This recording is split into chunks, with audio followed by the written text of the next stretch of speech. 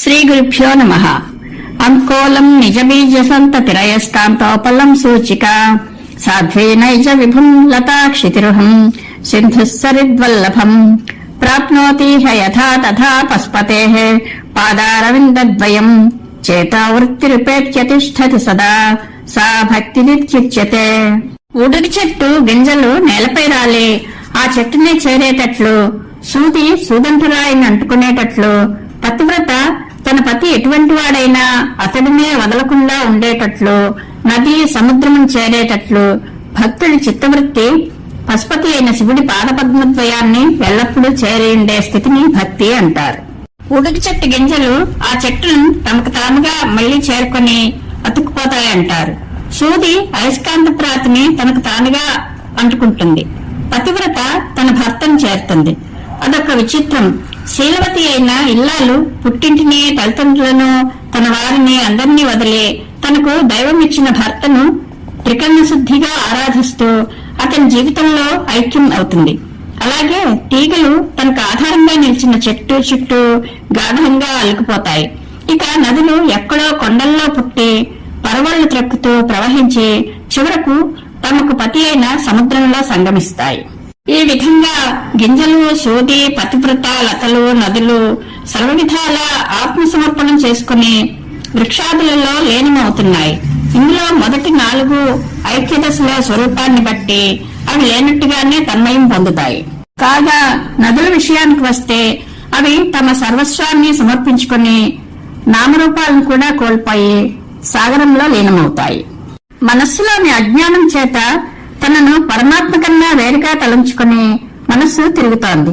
అందుకే అది చెట్టే విత్తనము, విత్తనమే చెట్టు అనే యథావ్యక్త స్థితులను గుర్తించలేని స్థితి వచ్చింది. అదృష్టవశంగా ఆ గుర్తింపు కలిగి తిరిగి పరమాత్మలో ఐక్యం చెందుతోంది. ఊడికి గింజలు చెట్టుకు అతకడం అన్నది అటువంటిదే. నిజానికి సూదిలోనూ సూదంటురాయిలోనూ సజాతీయత అనేది ఉంది. అవి 2 లోహాలే. కొన్ని ప్రత్యేక లక్షణాలు ఆ రెండింటినీ దగ్గరికి లాగుతున్నాయి. దాంపత్యము అలాంటిది కాదు. అది వేర్వేరు ధ్రువాల కలయిక వంటిదే. అలాగే లతా చెట్ల కలయిక, నదులు, సముద్రములు అన్న వాటిలో రెండింటిలోనూ జలత్వము సమానమే. కాని నదులు తమ స్వాదుగుణాన్ని సైతం వదిలి సముద్రంలో ఐక్యం చెందుతున్నాయి. ఇందులో కొన్ని జలాలు, మరికొన్ని ప్రాణులు. ఈ పోలిక వేర్వేరు విధానాలలో ఏకత్వ సిద్ధిని వివరిస్తూ చిత్తవృత్తులలోని భేదాలను తెలుపుతోంది. వృత్తి వైవిధ్యం ఉంది కానీ స్థితిలో వైవిధ్యం లేదు. భక్తి కూడా అటువంటిదే. కలవటం వరకే లేదా కలపడం వరకే, కలిసిన తర్వాత పూర్తిగా అద్వైత స్థితి. సదా తిష్ఠతి అన్న పదాలు ఇక్కడ ముఖ్యం. ఉండటంలో కాలాదులను బట్టి వికారాలు కలగవని తాత్పర్యం. భక్తిలో కూడా ఎన్నో వైవిధ్యాలు ఉంటాయి.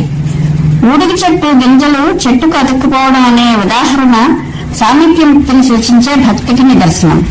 ఇనుము, సూదంటురాయిల ఆకర్షణ సాలోక్యముక్తిని సూచించే భక్తికి నిదర్శనం. పతివ్రత భర్తను చేరే విషయం సాలోక్య సామీప్య ముక్తులను సూచించే భక్తికి నిదర్శనం. తీగ చెట్టుకు అల్లుకున్న విధానం సామీప్యముక్తిని సూచించే భక్తికి నిదర్శనం. ఇంకా నదులు తమ నామరూప గుణ లక్షణాలను విడిచి సముద్ర లక్షణాలతోనే కనబడడం సాయుధ్యముక్తిని సూచించే భక్తికి నిదర్శనం. శంకర భగవత్పాదులు ఈ శ్లోకంలో భక్తితత్వాన్ని మధురాతి మధురమైన ఉపమానాలతో వర్ణించి చెప్పారు. భక్తి అంటే మనస్సు భగవంతుని పాదాలపై నిత్య నివాసం చేయడం అని తాత్పర్యం. ఆనందాశ్రుభిరాతనోతి పులకం నైర్మల్యతశ్చాదనం వాచా శంఖ ముఖ స్థితైశ్చ జఠరా పూర్తిం చరిత్రామృతైః రుద్రాక్షైర్భసితేన దేవ వపుషో రక్షాం భవద్భావనా పర్యంకే వినివేశ్య భక్తి జనని భక్తార్థకం రక్షతే. ఓ మహాదేవ, తల్లి ప్రేమతో ఆనంద బాష్పములు జారుతుండగా బిడ్డను చేరదీసి రోమాంచిత గాత్రుని చేసే విధంగా భక్తిరసము భక్తుడికి ఆనంద బాష్పములు ఒలికించి శరీరము పులకించి ఉప్పొంగేట్లు చేస్తుంది. తల్లి బిడ్డకు ఈగలు, దోమలు, చల్లి మొదలైన వాటి బాధ లేకుండా బట్ట కప్పిన విధంగా భక్తి నిర్మల భావాన్ని కప్పుతుంది. తల్లి శంఖంలో పోసి కడుపారా బిడ్డకు పాలు పట్టించినట్లు భక్తి వేదాది వాక్యముగా నీ చరిత్రామృతమును తనివితీరా ఆస్వాదింపజేస్తుంది. రుద్రాక్షలు ధరింపజేసి విభూతిని పెట్టించి అంగరక్ష కావిస్తుంది. తల్లి బిడ్డను మంచంపై పడుకోబెట్టి కాపాడుతున్న విధంగా భక్తి మనస్సునందు ఈశ్వరధారణ అనే మంచంలో ప్రవేశపెట్టి కాపాడుతుంది. భక్తి తల్లి వంటిది. తల్లి పిల్లల యోగక్షేమాలను మాత్రమే స్వప్న జాగ్రత్త అవస్థలలోనూ కోరుకుంటుంది. శంకరులు ఈశ్వరునితో ఇలా చెప్పారు: ఈశ్వర, భక్తి అనే తల్లి నీ భావన అనే ఉయ్యాలలో భక్తుడు అనే శిశువును చక్కగా ఉంచి కంటికి రెప్పలా కాపాడుతుంది. తల్లి తన కంటి నుండి వెలువడే ఆనంద బాష్పాలతో బిడ్డకు పలకలను కలిగిస్తుంది. శిశువును మెత్తని పొత్తికలలో పడుకోబెట్టి ఈగలు, దోమలు, చల్లి మొదలైన వాటి నుండి బిడ్డను కాపాడుతుంది. వాక్కు అనే కొమ్ము చెంబుతో నీ చరిత్ర అనే అమృతపు బిందువులతో కడుపు నింపుతుంది. రుద్రాక్షలు కట్టి విభూతిని రక్షగా పెట్టి సుకుమారమైన శరీరాన్ని రక్షిస్తుంది. ఈ సృష్టిలో జీవులందరికీ అమ్మ అంటే అమృతమే. శివుని అందలి భక్తి శంకర్లకు వాత్సల్యం పొంగిపొరలే తల్లిగా కనబడింది. ఎందుకంటే భక్తి తల్లి చేసే పనులన్నీ చేస్తుంది. తల్లి బిడ్డను చూసుకుని మురిసిపోతూ ఉంటుంది. ఆ వాత్సల్య రసం ఆనంద బాష్పాల రూపంలో పైకి వస్తుంది. ఆ బిందువులు ఒకటో రెండో బిడ్డపై పడగానే ఆ బిడ్డ ఆనంద పారవస్యంతో గగుర్పాటు చెందుతుంది. అలాగే భక్తి భక్తుల్ని రోమాంచితుల్ని చేస్తుంది.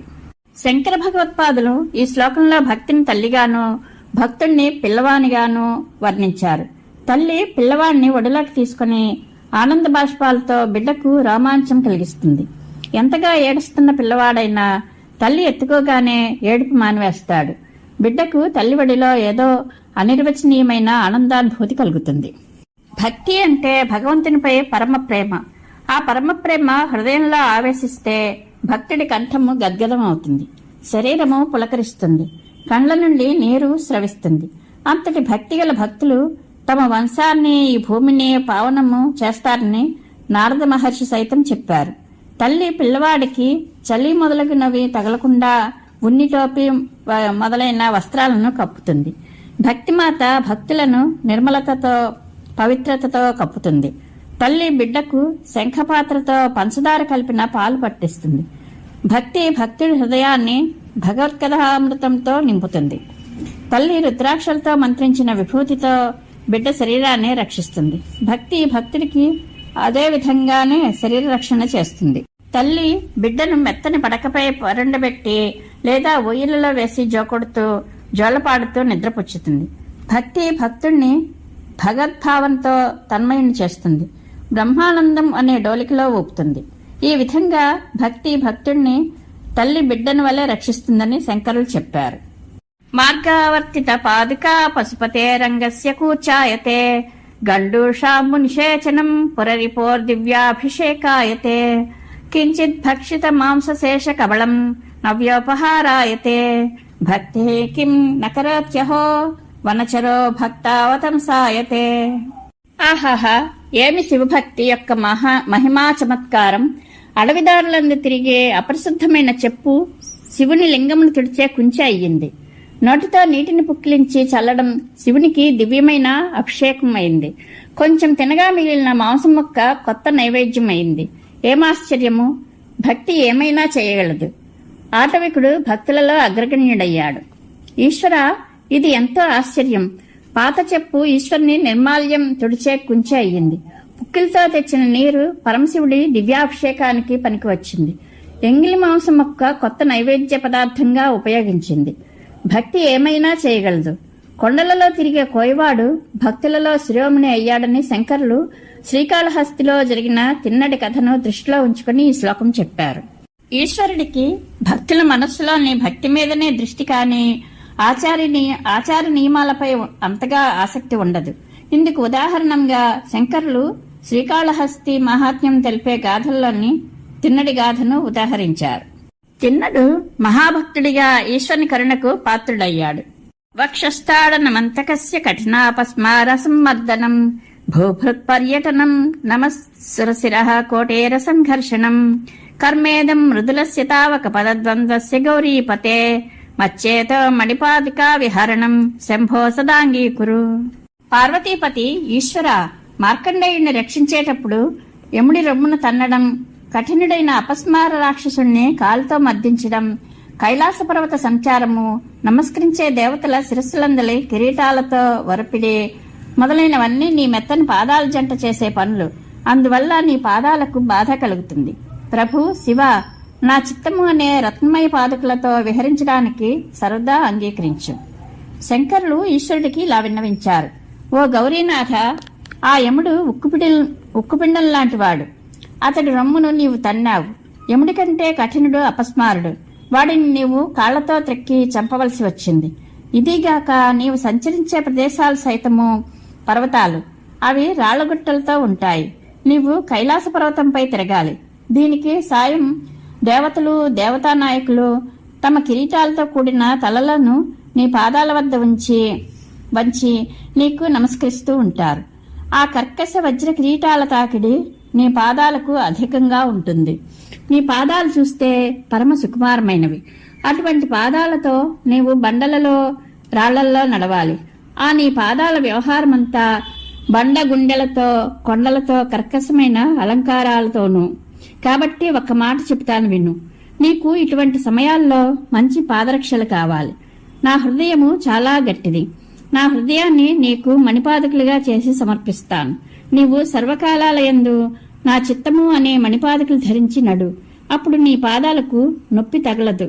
ప్రభు, శివపాద పద్మాలు మృత్యుభీతిని, అపస్మార స్థితిని, రాజాశ్రయమును, మణుల వంటి వాటి యందు నిస్పృహత్వాన్ని కలిగిస్తాయని, అటువంటి పాదాలు ఎల్లప్పుడూ తన హృదయంలోనే ఉండాలని శంకరులు ఈ శ్లోకంలో కోరుకున్నారు. తన హృదయంలో ఈశ్వరుణ్ణి, తన పాదాలను ఉంచమని శంకరులు ఈ విధంగా కోరుకున్నారు. వక్షస్థాడన శంకయా విచలితో వైవస్వతో నిర్జరాః కోటిరజ్జుల రత్న దీప కలికా నీరాజనం కుర్వతే దృష్ట్వా ముక్తివధూస్తనోతి నిభృతా శ్లేషం భవానీపతే యచ్చేతస్తవ పాద పద్మ భజనం తస్యేహ కిం దుర్లభం. పార్వతీనాథ, ఎవరి చిత్తము నీ పాదపద్మ భజనం చేస్తుందో అతడికి ఈ లోకంలో పొందశక్యము కానిది ఏముంటుంది? యముడు కూడా నీవు తన రొమ్మును తంతావనే భయంతో కంపిస్తాడు. అనగా అతడి దగ్గరికి రాడు. దేవతలు తమ కిరీటములందు ప్రకాశించే రత్నములు అనే దీపాలతో నీరాజనం ఇస్తారు. ముక్తికాంత అతడిని చూసి బిగియారా కౌగులించుకుంటుంది. శంకరులు ఈశ్వరుడితో ఇలా చెప్పారు. ఓ భవానీ నాయక శివ, నీ పాదపద్మాలను సేవించే చిత్తం కలవాడికి దుర్లభము ఏమీ ఉండదు. అటువంటి నీ పాదభక్తిని చూసి వైవస్వతుడు అనగా వివస్వతిని అనగా సూర్యుని కుమారుడైన యముడు నీవు తన గుండెల మీదకి ఎగిరి తంతావేమో అని భయపడి పారిపోతాడు. దేవతలు ముదిమి చావు లేనివారు. వాళ్లంతా వారి వారి కిరీటాలలోని కాంతులను ప్రసరిస్తున్న రత్నాలనే దీపం మొగ్గలతో అతడికి నీరాజనాలిస్తారు.